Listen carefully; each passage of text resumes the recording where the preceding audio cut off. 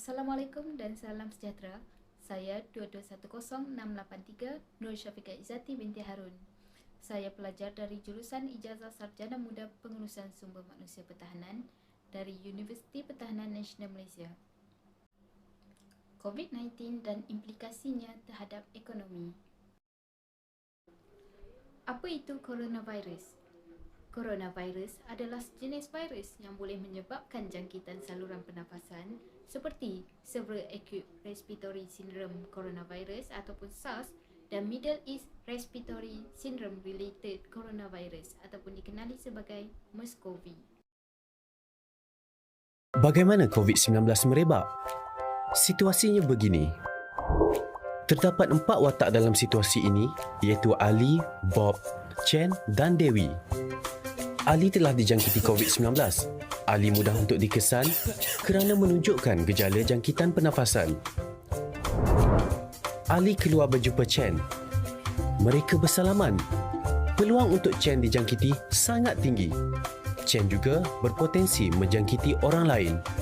Ali dan Chen mudah dikenal pasti melalui pengesanan kontak, dikuarantin dan dirawat. Dalam perjalanan Ali untuk berjumpa Chen, Ali terbatuk ke arah Bob dan berlakunya jangkitan COVID-19 kepada Bob tanpa disedari. Masalah di sini, bagaimana untuk mengesan Bob dan kontak Bob? Bob dan kontaknya tidak sedar yang mereka telah dijangkiti dan berpotensi menyebarkan COVID-19 kepada orang lain walaupun tidak bergejala.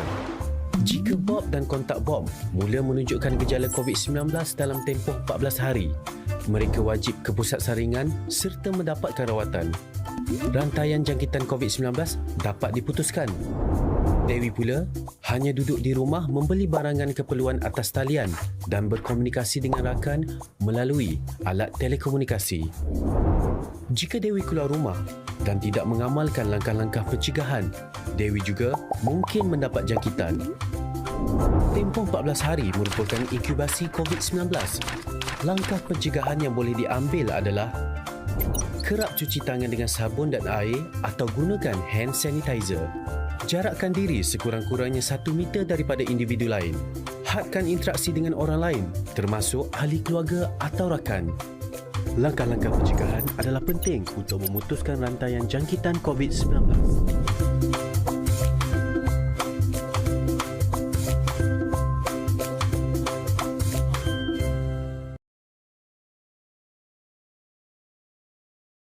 Setakat Januari 2022, sebanyak 297 juta kes positif telah direkodkan di seluruh dunia dengan jumlah kematian sebanyak 5.47 juta. Dan daripada itu, sebanyak 2.77 juta kes positif di Malaysia telah dilaporkan dengan 31,609 jumlah kematian. Antara implikasi COVID-19 terhadap ekonomi dunia adalah yang pertama, ekonomi global telah mencatatkan kemelesetan.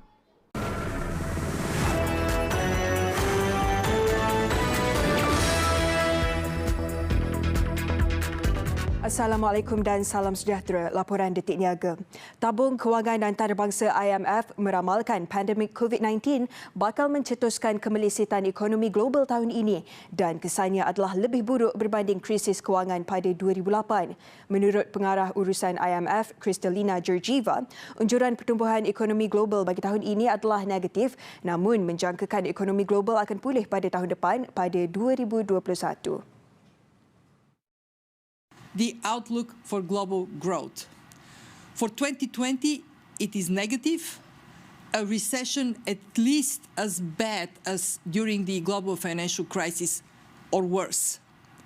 But we expect recovery in 2021. Economic impact is and will be severe, but the faster the virus stops, the quicker and stronger the recovery will be. Tambah beliau, semua negara perlu bekerjasama untuk melindungi rakyat mereka dan menghadkan impak negatif kepada ekonomi. Pelabur sudah pun mengalih $83 bilion dari pasaran membangun sejak awal krisis, aliran keluar dana yang tertinggi dalam rekod. Dalam pada itu, hampir 80 negara telah pun memohon bantuan kecemasan dari IMF untuk menghadapi penularan wabak virus ini.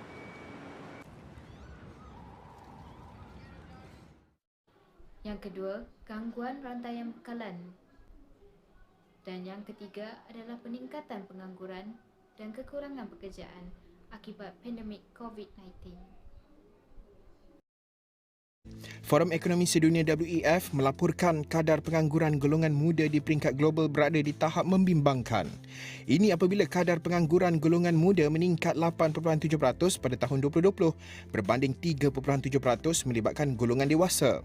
Pertubuhan Buruh Antarabangsa ILO menegaskan sekiranya tiada langkah yang wajar dilakukan dalam mengekang wabak itu, ia akan terus memberi impak kepada peluang pekerjaan golongan remaja selama berdekad lamanya.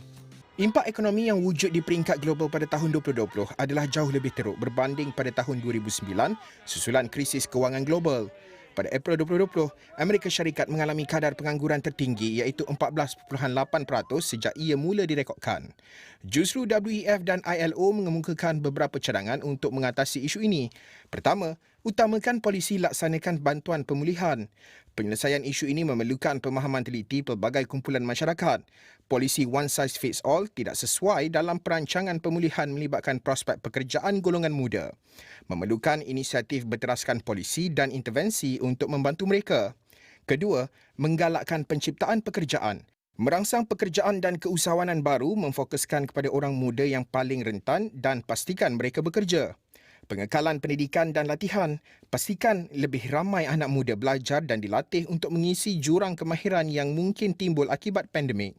Keempat, program kemasukan semula. Golongan muda yang kehilangan pekerjaan perlu disokong melalui perkhidmatan pekerjaan, skim keusahawanan dan program yang mensasarkan penyertaan semula.